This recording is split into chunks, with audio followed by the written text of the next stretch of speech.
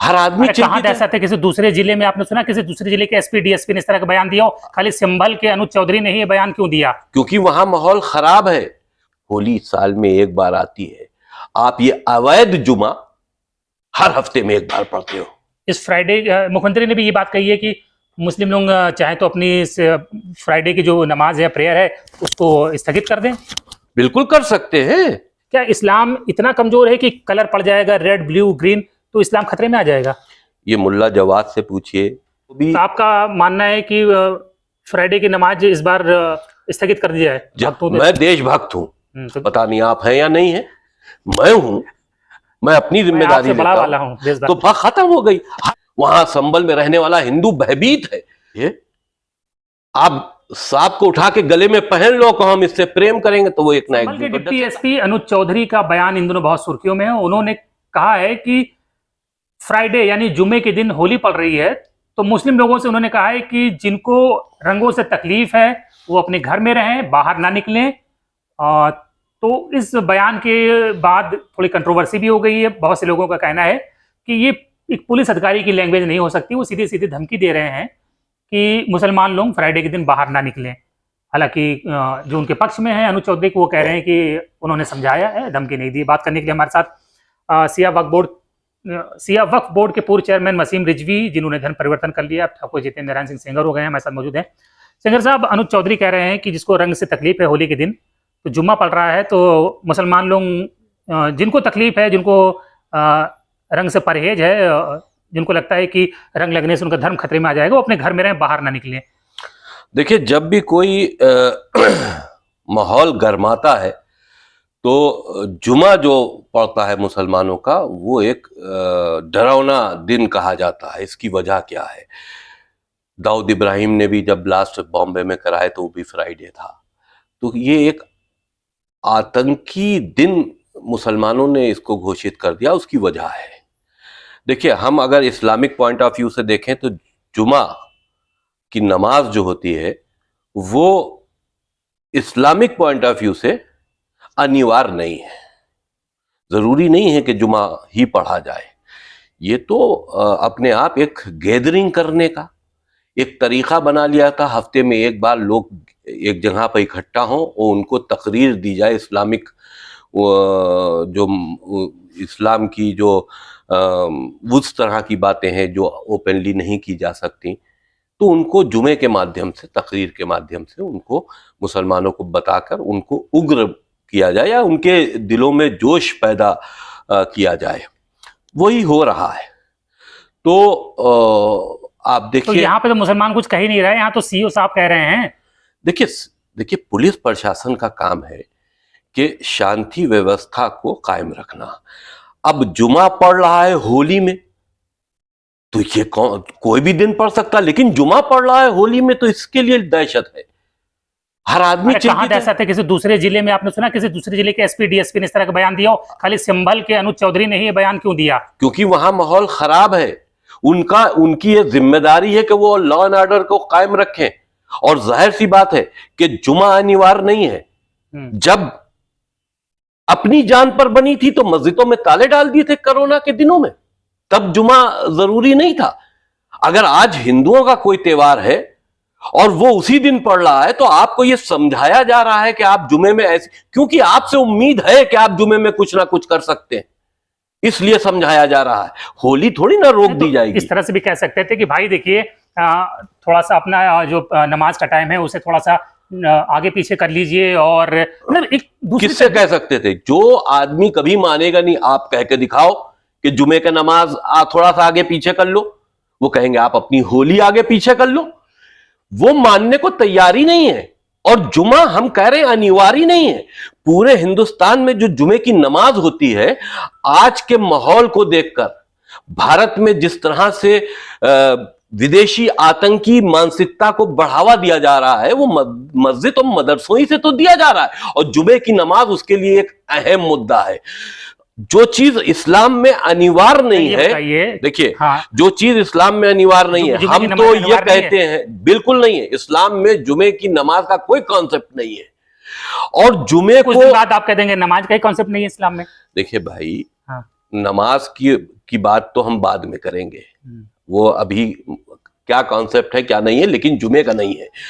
और रही बात जुमे की नमाज की, आज के माहौल को देखते हुए जिस तरह से भारत में एक आतंकी मानसिकता जन्म ले रही है, नए बच्चों में जो मुस्लिम्स हैं उनके नए बच्चों में उनके खूनों को खौलाया जा रहा है, उसमें जो खुतबे होते हैं, हम ये कहते हैं कि जो चीज़ अनिवार्य नहीं है उसको पूरे देश में बंद हो जाना चाहिए।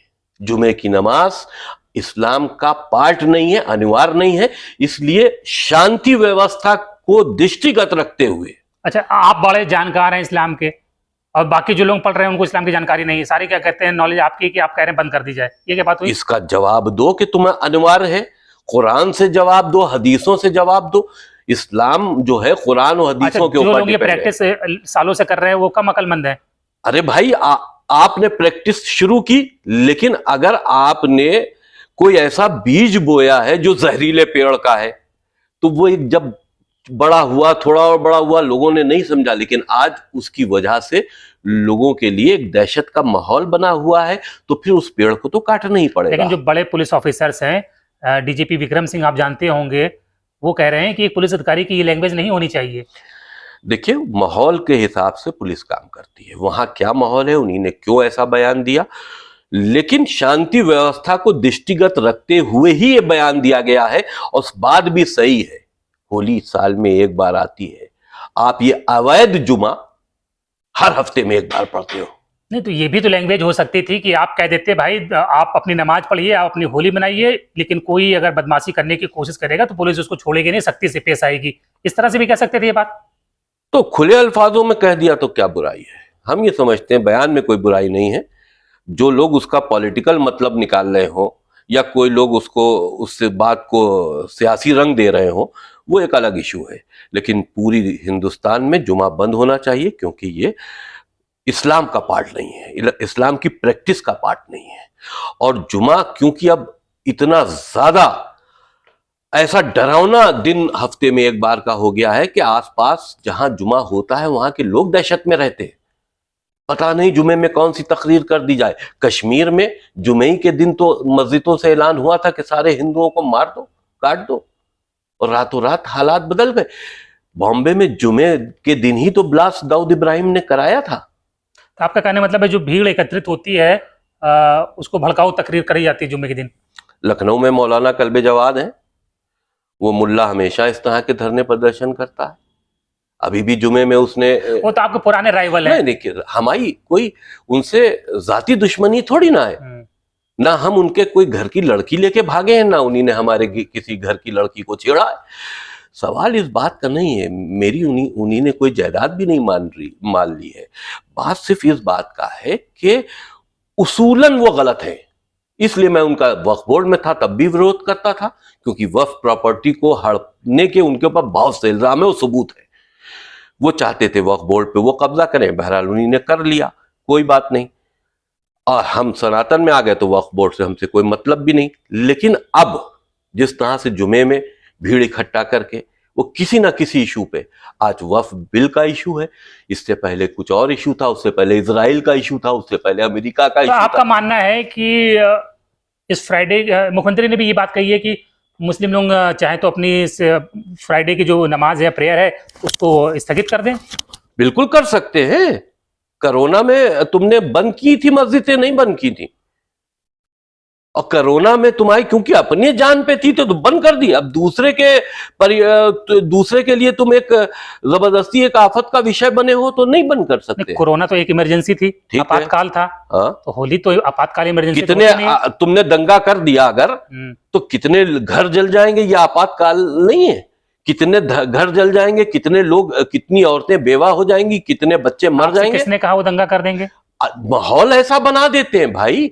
दंगा अगर कर देते हैं तो नफरत का माहौल ही ऐसा पैदा कर देते हैं कि दंगे की उम्मीद बढ़ जाती है। तभी तो एक पुलिस अधिकारी को ये अल्फाज इस्तेमाल करना पड़े। होली तो भाईचारे का, मिलन का त्योहार है। आप भी मानो, अरे नमाज ना पढ़ के हिंदुओं के साथ होली खेलो, और अच्छा मैसेज जाएगा। अच्छा, ये चलिए हमको ये बताइए, पुलिस को ये क्यों कहना पड़ता है कि आप रंग से अगर परहेज है, घर से बाहर नहीं निकले? क्या इस्लाम इतना कमजोर है कि कलर पड़ जाएगा रेड ब्लू ग्रीन तो इस्लाम खतरे में आ जाएगा? ये मुल्ला जवाद से पूछिए या मुल्ला नहीं, आप भी तो सिया वक्फ बोर्ड के चेयरमैन रहे, तमाम धर्म गुरुओं से मैं मिलते रहे ये होंगे। जानता हूं कि इन धर्म गुरुओं से ज्यादा मुझे इस्लाम की नॉलेज है। तो इस्लाम खतरे में आ जाएगा अगर बिल्कुल खतरे में कलर नहीं पड़ जाएगा आएगा। तो? ना, पुलाव में रंग डाल के खाते हो तब इस्लाम खतरे में नहीं है। बात तो सही है। बॉडी पे पड़ गया तो खतरे में। पुलाव में भी हम देखते हैं वो सैफरॉन कलर पड़ता है। पुलाव में डालते हो, मिठाइयों में डालते हो। नौरोज जो तुम्हारा होता है, जो के पर्शियन हिसाब से एक त्योहार है, उस नौरोज की मिठाइयों में रंग डलता है। अमर रंगीन फल खाते हो, रंग से क्या परहेज? तो सारे धर्म तो कलरफुल ही होते हैं, फिर क्या मतलब है? सब धर्म कहते हैं कि आप एंजॉय करिए, खुश रहिए। आप रंगीन कपड़े पहनते हो, बिल्कुल। नंगे रहना शुरू कर दो रंग से परहेज है। ये बेकार की बातें हैं। रंग का कोई मतलब नहीं है। ये सिर्फ दुश्मनी, ये सिर्फ इस्लाम और कुफ्र यानी कि काफिरों की लड़ाई के बीच में इनकी ये मानसिकता है, क्योंकि ये गैर मुसलमानों को काफिर कहते हैं। इसलिए ये काफिरों से वो माहौल पैदा करते हैं जो कुरान में इनको समझाया गया। नमाज का टाइम क्या होता है? नमाज का टाइम शिया और सुन्नियों में अलग अलग होता है। फ्राइडे को क्या होता है? फ्राइडे को कहीं 12 साढ़े 12 के आसपास फ्राइडे की नमाज होती है। 12 बजे तक तो होली खत्म हो चुकी होती है। तो 12 बजे तक होली का पूरा दिन है। ऑलमोस्ट लोग फिर नहाना आना शुरू करते हैं। वो उनकी मर्जी। हाँ। कोई 5 बजे तक खेलना चाहेगा तो खेलेगा। इसमें हम कहाँ डिसाइड करने वाले हैं कि साहब होली तो 11-12 बजे खत्म हो जाएगी। वो पूरा होली का दिन है। ईद पूरे ईद का दिन होता है।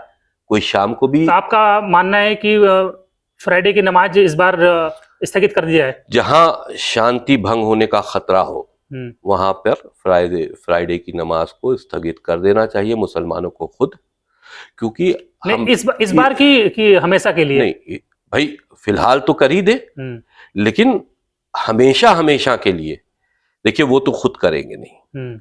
इस पे गवर्नमेंट को कोई स्टेप लेना पड़ेगा। देश की एकता, अखंडता, देश की में शांति व्यवस्था को कायम रखने के लिए जुमे की नमाज को प्रतिबंधित करना पड़ेगा। उसको जो अनिवार्य है वो इस्लामिक प्रैक्टिस के अनुसार अनिवार्य नहीं है, इसलिए उसको खत्म करना पड़ेगा। हम ये समझते हैं कि ये देश के लिए अच्छा है। क्या बात कर रहे हैं? अगर लोग अपने गॉड को, ईश्वर को, अरे भाई, आप दिन में 5 बार नमाज रोज पढ़ते हो, तो क्या समस्या? किसने रोका है आपको? किसने? वो आप भी तो आप 5 बार पढ़िए हनुमान चालीसा को, किसको प्रॉब्लम है? कोई प्रॉब्लम नहीं। तो जो चीज अनिवार्य नहीं है उसको लेकर टेंशन पैदा हो रहा है तो वो खत्म करो, इसमें क्या प्रॉब्लम है? तो फ्राइडे की नमाज खत्म हो जाएगी, सारे टेंशन सब खत्म, सारे मसले हल हो जाएंगे? नहीं, बिल्कुल नहीं होंगे। जब तक इस्लाम, कुरान, मुल्ला इस दुनिया में हैं, कभी मुसलमानों में ये जो उग्र प्रवृत्ति है कभी खत्म नहीं होगी, आतंकवाद कभी खत्म नहीं होगा, मेरा अपना ये मानना है। लेकिन हाँ, हम उन चीजों पर रोक लगा सकते हैं जिससे कहीं ना कहीं, भाई अगर कोई मर्ज हुआ है तो उसकी दवा की जाती है। ये सोच लिया जाए कि अब ये खत्म ही नहीं होगा तो फिर मर्ज की कोई दवा भी नहीं। तो आप तो ये भड़काऊ बातें कर रहे हैं। ये असलियत है। भड़काऊ, मेरी बात हम क्योंकि साफ करते हैं इसलिए लगता है भड़काऊ है। हर आदमी ऐसी बातें करने से परहेज करता है, लेकिन जो हम बातें कह रहे हैं उसमें गलत क्या है? मुसलमान ये बताएं कि ये इस्लामिक जुमा जो है वो इस्लामिक है, जुमे की नमाज जो है वो इस्लाम में अनिवार्य है। बताओ, प्रूफ करो, कुरान से प्रूफ करो या हदीस से प्रूफ करो। लोग कहते हैं कि आप ये भड़काऊ बातें इसलिए करते हैं कि भाजपा के नेता खुश हो जाएं आपसे और आपको कोई बड़ा पद बढ़िया मिल जाए सरकार हम में। देश के लिए काम कर रहे हैं। हम भाजपा, कांग्रेस, समाजवादी या जो और पार्टियां उनके लिए काम नहीं कर रहे हैं। हमारा मकसद है देश के लिए काम करना। आप ही अकेले देशभक्त हैं, बाकी जो हैं वो सब देशद्रोही हैं। दूसरे की जिम्मेदारी हम क्यों लें? हर इंसान अगर सिर्फ अपने को ठीक कर ले तो दुनिया ठीक हो सकती है। तो ये आपको किसने अधिकार दिया दूसरों को सर्टिफिकेट दीजिए वो देशद्रोही हैं और आप देशभक्त? मैंने किसी को देशद्रोही कब कहा? नहीं, जब आप कहते हैं कि मैं देशभक्त हूं, मैं देशभक्त हूं। तो पता नहीं आप हैं या नहीं है, मैं हूं, मैं अपनी मैं जिम्मेदारी आपसे बड़ा लेता वाला हूं। हूँ देशभक्त। तो बात खत्म हो गई। हर आदमी अगर अपने में देशभक्ति ले आए हाँ। तो अपने आप सारी प्रॉब्लम्स ठीक हो जाएंगी। हर इंसान अगर देशभक्ति ले नहीं, आए। आप बोलिए ना ये बात कि अनुज चौधरी यही बात दूसरे अल्फाज में एक नम्र तरीके से भी कह सकते थे। देखिए, लॉ एंड ऑर्डर चलाना उस जिले के अधिकारियों का काम है। हम्म, उन्हीं ने किन माहौल को देखते हुए कैसी बात कही है, इस पर मैं कोई टिप्पणी नहीं कर सकता। आम बात कही होती, किसी आम जिले में बात कही होती जहां सब शांति व्यवस्था बिल्कुल पूरी तरह से कायम थी, चौकस थी, तो कहा जा सकता था एक दफे कि भाई आपको ये भाषा का प्रयोग नहीं करना है। नहीं, राम गोपाल यादव ने तो कहा ही है कि संभल में दंगा ही डीएसपी की वजह से फैला। डीएसपी ने वहां मंदिर मस्जिद का विवाद थोड़ी ना पैदा किया यार, ये तो बहुत पुराना है।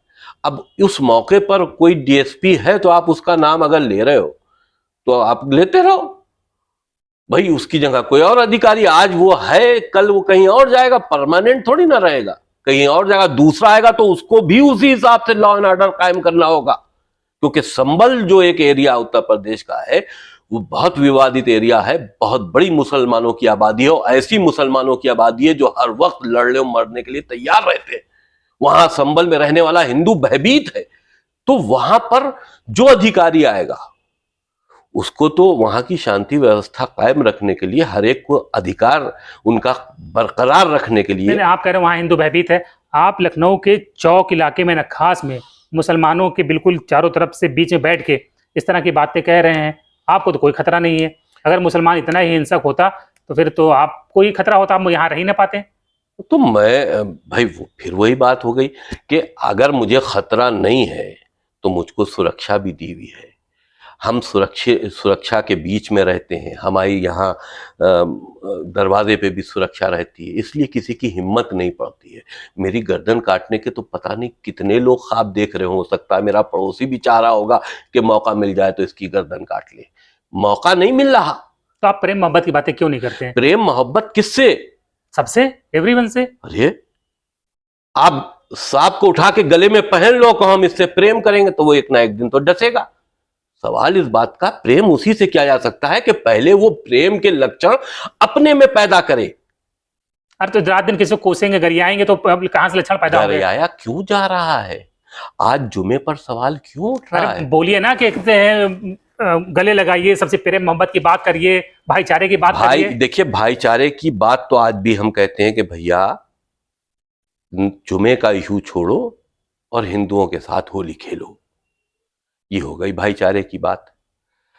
अब जुमे के दिन बॉम्बे में बम ब्लास्ट होता है, दाऊद इब्राहिम बैठकर पाकिस्तान से यहां बम ब्लास्ट कराता है, तो ये भाईचारे की बात कैसे होगी? बताओ, आप ही बताओ, भाईचारा कैसे? तो आप जो बात कर रहे हैं इससे हो जाएगा भाईचारा? भाई मैं अपने हिसाब से तो सिर्फ यही मैसेज दे रहा हूं कि भाई आप तो और खाई को बड़ा कर रहे हैं ना। मैं खाई तो बनी हुई है और खाई इतनी बढ़ गई है कि उसकी अब कोई नीचे तला दिखाई नहीं दे रहा। खाई तो जो है वो मुल्लाओं ने पैदा की है। हिंदुस्तान के अंदर आजादी के बाद जब पाकिस्तान बन गया तो यहां पर रहने वाले मुसलमान हिंदुओं के साथ मिलकर रहना चाहते थे, इसीलिए तो नहीं गए। लेकिन जब यहां रह गए, उनकी नस्लें आगे बढ़ी, तो नस्लों के अंदर जहर घोलने का काम उन मुल्लाओं ने किया और वो इस्लामिक तालीम ने किया। अच्छा, क्या आपको लगता है कि अगर ऐसी मुस्लिम आबादी बढ़ती रही तो भारत एक बार फिर और बंटवारा झेलेगा? मुस्लिम आबादी जिस तरह से बढ़ रही है, हम ये समझते हैं कि बहुत जल्दी वो दिन आ जाएगा जिसमें गजवाए हिंद का जो ख्वाब बाहर पड़ोसी मुल्कों में बैठे हुए आतंकवादी हिंदुस्तान के अंदर देख रहे, उस पर वो कामयाबी की तरफ बढ़ने लगेंगे और एक जिहाद का माहौल यहाँ पैदा होगा। लेकिन वो तो अल्पसंख्यक हैं, कहाँ आबादी बढ़ रही है? मुसलमान तो अल्पसंख्यक हैं। अल्पसंख्यक भाई 100 में अगर एक आधा हो तो अल्पसंख्यक कह लो, ओह बराबर से है। बराबर है मुसलमान देश में? देश में मतलब बराबर का मतलब ये है कि अब वो अल्पसंख्यक नहीं है। अल्पसंख्यक हिंदुओं को पाकिस्तान में कहा जा सकता है कि जो नाम मात्र है। यहां मुसलमानों के पूरे पूरे स्टेट्स हैं, अल्पसंख्यक कहां है? सरकार मानती है, बहुत से स्टेटों में तो हिंदू अल्पसंख्यक हो चुके हैं। सरकार उनको माइनॉरिटी का दर्जा देती है ना। ठीक है, वो सरकार उनको माइनॉरिटी का दर्जा दे रही है। अभी जो माइनॉरिटी का दर्जा देने के लिए एक परसेंटेज निर्धारित है, अभी कुछ दिन बाद रुक जाइए, अभी सर्वे होने दीजिए। उस परसेंटेज को जब मुसलमान पार कर जाएगा तो माइनॉरिटी में नहीं रहेगा। चलिए, तो आपने जितेंद्र नारायण सिंह सेंगर साहब को, उनके तमाम विचारों को सुना। आपका क्या विचार है सेंगर साहब के विचारों के बारे में? कमेंट बॉक्स में जरूर बताएं। धन्यवाद।